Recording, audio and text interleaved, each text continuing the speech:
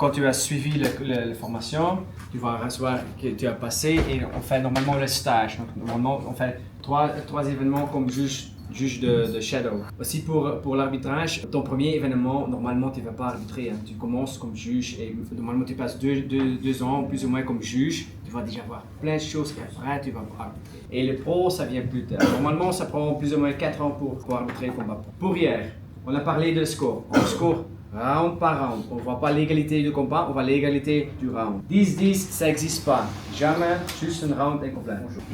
19, c'est le score le plus commun. 95% de combat, c'est 19. 18, on doit vraiment mériter. Et 17, l'arbitre a dû arrêter le combat. Les critères. Critère numéro 1, efficacité du grappling et striking. Deuxième critère, agressivité. Troisième critère, fight area control. Et les trois, tu dois connaître par cœur. Hein. L'examen, il a des questions sur ça. Hein. C'est ça la différence. Intentionnel ou accident.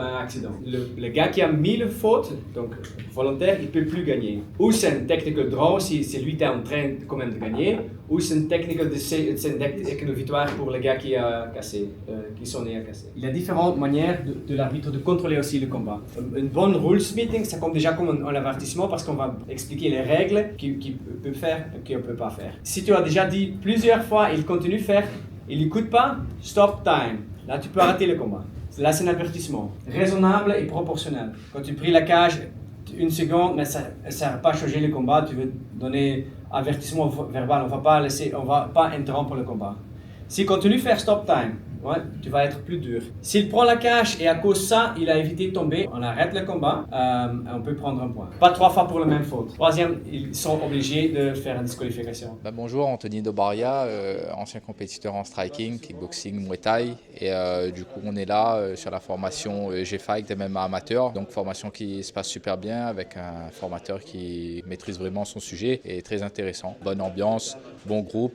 Beau cadre et vraiment une belle dynamique pour acquérir de nouvelles connaissances et des compétences complémentaires. Et la formation m'apporte beaucoup puisque voilà, je suis vraiment novice dans les arts martiaux mixtes et je viens du striking, ce que nous apporte sur la partie réglementaire, technique, la façon des critères de jugement, c'est des choses intéressantes à voir et qui vont nous servir par la suite. Si l'occasion se présente, officier tout simplement en arbitrage et même en tant que juge ou sur les autres fonctions pour les organisations ici sur l'île. Alors moi c'est Pierrick, j'ai 34 ans, ça fait bientôt 3 ans que j'ai commencé le karaté contact et 2 ans que j'ai commencé le MMA. Moi je suis venu parce que j'avais déjà fait une formation d'arbitrage karaté mix et j'aimerais bien pouvoir me perfectionner et rajouter quelques cordes à mon arc. Pour le moment, ce sera en fonction si je me sens plus à l'aise sur le combat que sur l'arbitrage. Mais le fait de pouvoir arbitrer, d'être dans les coulisses, c'est un truc que j'aime bien aussi, donc voir un peu ce qu'il est, ce qu'on ne voit pas sur scène, donc sur le ring aussi. C'est ça, acquérir des compétences, faire plus et puis comme j'ai dit, j'aime bien être dans l'ombre. Alors, Dany Sangama, on a un club sur la plaine des Palmistes, qui s'appelle la FCC. On a un passé aussi de sport plus striking. Le MMA, on arrive un petit peu plus tard. Et donc là, aujourd'hui, l'occasion, de m'y remercie d'abord Loïc Angama d'avoir invité à nous pour la formation. Et nous, on est très heureux d'être là parce que bon, il clôture aussi un parcours aussi au niveau formation, surtout tout ce qui concerne le corps arbitral. C'est une richesse pour nous. Et donc, nous remercions pour ça. L'accueil, il était super. Rien à dire pour l'instant sur la formation, très enrichissante. D'être acteur, oui, c'est pas de passer pour passer, c'est vraiment investir nous dedans et faire en sorte que le MMA à La Réunion y évolue. Et il évolue aussi à travers les compétences au niveau arbitrage. Comme on a une bonne équipe qui arbitre, etc., et c'est toujours bon pour nous et même pour accueillir plus tard les nouveaux adhérents parce que quand on va voir la structure, elle est fiable et les pros, le travail est bien fait, ça encourage beaucoup de clubs à vouloir engager ça. Et d'ailleurs, un gros big up à Loïc Angama de représenter le G5 ici à La Réunion. Moi c'est Yanis Damaya, je viens du Tampon, plus exactement je viens de Métropole, je viens de Dijon. Ça fait 1 an que je suis ici sur La Réunion et je pratique le jiu-jitsu brésilien du coup à Son of Pressure et CDK. Et je fais de la lutte à libre aussi à Enerfight Réunion. Là aujourd'hui on est là pour la formation justement stage FFL pour le MMA et le grappling. Franchement super formateur, Philippe il est top, en vrai il n'y a rien à dire. Puis c'est toujours mieux en vrai quand c'est un professionnel et puis même un arbitre qui a fait plus de 1000 combats arbitrés dans sa carrière. Puis surtout qui est certifié par les meilleurs, dont Marc Godard. Donc franchement ça fait la différence. L'ambiance l'ambiance générale, en vrai, non, franchement, est bonne. Il n'y a rien à dire. Les gens vont vers toi, discutent. Puis on est tous là après pour la même passion. Donc les sports de combat, le MMA en général. Forcément, ça aide aussi. Ce que je cherche à la fin de cette formation, c'est surtout déjà évoluer. Parce que moi, j'aimerais bien travailler dans le domaine des sports de combat. Que ça soit être entraîneur ou même après arbitre, officiel, superviseur, peu importe. Donc forcément, cette formation va peut-être pouvoir m'aider aussi à avancer dans mes projets. Et c'est toujours un plus. Mesdames et messieurs, bienvenue au CFTC. Une cage de combattants, un seul vainqueur, CFTC.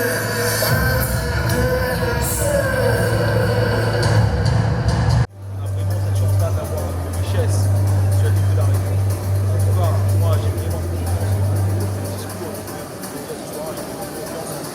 Parle, et quand je donne le rules, je parle que c'est par là. Les règles, les séquences, j'explique, mais j'explique aussi ce que l'arbitre veut voir. Ce que l'action, c'est comment il y a des marges.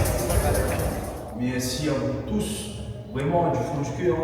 Parce que, comme je dis plusieurs fois, il y a 1 an et demi, même pas, j'ai ramené le projet Rally, le projet J'ai pas gagné de la Réunion. Maintenant, quand je vois l'ampleur qui a derrière, voilà, ça fait que monter. On a formé encore 26 officiels ce week-end, qui va permettre justement de consolider la base technique sur l'île. Grand merci à Philippe, qui est là ce week-end avec nous, arbitre international, qui a fait les plus grands événements internationaux. Voilà, LFE, PFL, King, ça connaît les mains. Merci à mes 2 compatriotes qui sont juste à côté de moi, Antoine et Jimmy, parce que sans eux, il n'y a rien. Et Antoine qui est le superviseur de l'événement aujourd'hui. Ok, donc les règles, il ne faut pas de tête, on ne peut pas attaquer les yeux, ni tirer dans n'importe quelle ouverture. Aucune pression sur la nuque, qui est le colonne vertébrale. Twister, can opener, set root, crucifix, ça c'est tout. Clé de cheville, knee bar, clé de genou, ça c'est bon, clé talon, interne. Plus c'est de finir. Jiu-jitsu, striking, c'est comme tu veux, mais on va avancer. Le juge, les critères sont efficacité du grappling et striking, c'est une critère. Après c'est l'agressivité, après c'est la cage. On utilise seulement quand il n'y a pas de différence entre striking. Des petits points rapides sur comment ça va se dérouler. Tous les combattants vont arriver tout au fond. On va appeler dans un premier temps un premier coin, puis un deuxième coin. Tout le monde rentre dans la porte à côté où il y a la table des officiels. Par contre, pendant les interrompes, les coachs vont pouvoir rentrer à l'intérieur par rapport à votre couleur de coin. Attention, il y aura des inspecteurs pour vous guider. Autre chose, les coachs ne sont habilités à rentrer dans la cage que pendant les interrompes. Je dis bien gagnant ou perdant, le check médical est obligatoire après combat. Il faut rentrer les combattants dans la cage au premier round. Il faut vous donner les derniers conseils, les derniers câlins, les dernières consignes, avant que le PIT fasse son travail de vérification. D'accord? Le PIT, normalement, il va vous dire, faites-le à ce moment-là. Une fois qu'il est dans les mains de l'officiel, il va partir combattre. Une fois qu'il est en combat, vous pouvez bien sûr conseiller, parler, mais pas vous lever ou venir vous appliquer contre la came. Sinon, on va vous rappeler à l'ordre également. Merci. Mesdames et messieurs, bonsoir. Monsieur Christophe Leperrier et Monsieur Guillaume Tissu en collaboration avec la team Expedito et la ville du port vous présente ce soir le GFTC 004, l'appel du dragon. Nous allons accueillir tout de suite les combattants amateurs.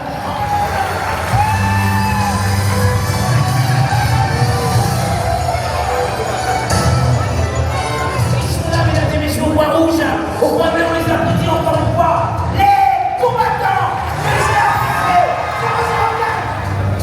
Johan Hester.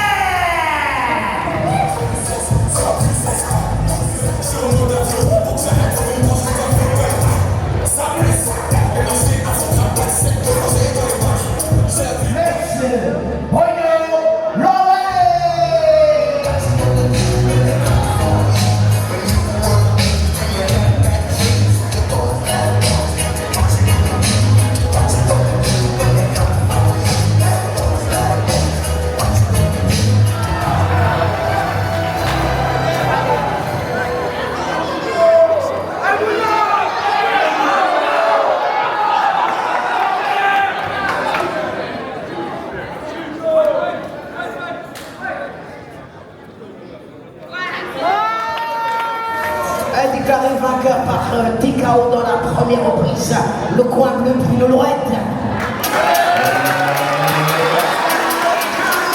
Arbitré ce soir par Philippe Van Esden, au coin rouge ce soir, Wayne Anderson.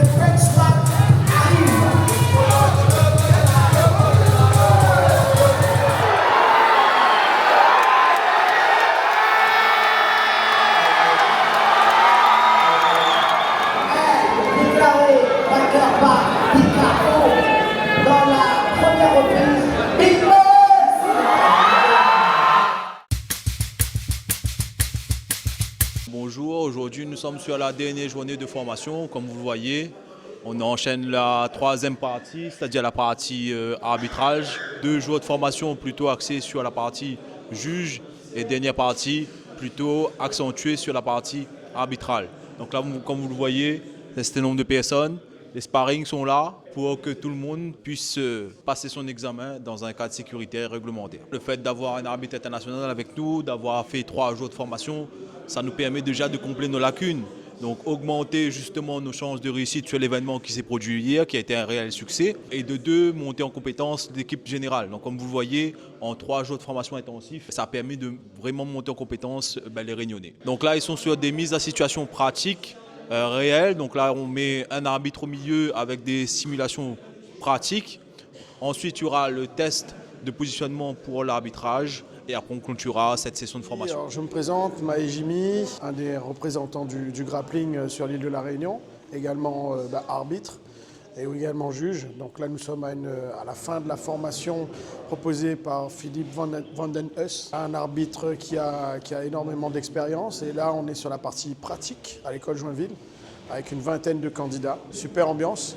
Pour moi, c'est une des meilleures formations que j'ai eues, puisque le référent en question, en plus d'être un très bon pédagogue, il est aussi quelqu'un qui a énormément d'expérience à l'échelon international. Il a été certifié par Marc Godard. Marc Godard, qui est le patron des arbitres, notamment très connu sur l'UFC. Et on ne peut qu'être content, surtout à 12 000 km de la métropole, d'avoir cette opportunité. Il faut prendre un petit peu cette formation arbitrale comme une série. On est sur le premier épisode de la première saison. Donc oui, ça va encourager à continuer notre formation arbitrage de cet acabit avec une telle sommité. C'est vrai que moi, à mon niveau, tant que je peux aider le sport réunionnais, je serai toujours présent pour ça, et notamment le grappling et les arts martiaux mix à La Réunion. Bonjour, je m'appelle Antoine Delpuech. Je suis généralement le superviseur des événements pour que le règlement soit respecté et pour que ça se passe au mieux pour les combattants, pour les coachs. Avant tout, je suis passionné de MMA depuis tout petit. Mes parents m'ont mis dans le judo comme beaucoup de personnes de ma génération. J'ai eu ma carrière de combattant. J'ai été entraîneur aussi dans différents sports pendant longtemps. Et maintenant, je suis plus sur l'organisation, sur le développement du sport. On s'est pas mal axé sur la formation et sur les compétitions adultes. La prochaine étape logique, et là où il y a demande aussi, c'est essayer d'attirer plus de féminines dans nos sports. On en a besoin également. Et envers les enfants, essayer d'étendre un petit peu notre public. Je pense par exemple aux personnes en situation de handicap. On les intègre, il n'y a pas de souci. Et ils nous remercient d'ailleurs parce que ça leur permet d'évacuer les émotions et tout. Donc après on adapte quoi. Alors il est très fatigant parce qu'il fait 3 jours que nous les là, il ne dort pas beaucoup. Mais on voit que les gens sont contents, on voit qu'on gagne en qualité de prestations, de connaissances. Venez comme vous êtes, comme dirait une certaine enseigne, et puis ça va bien se passer.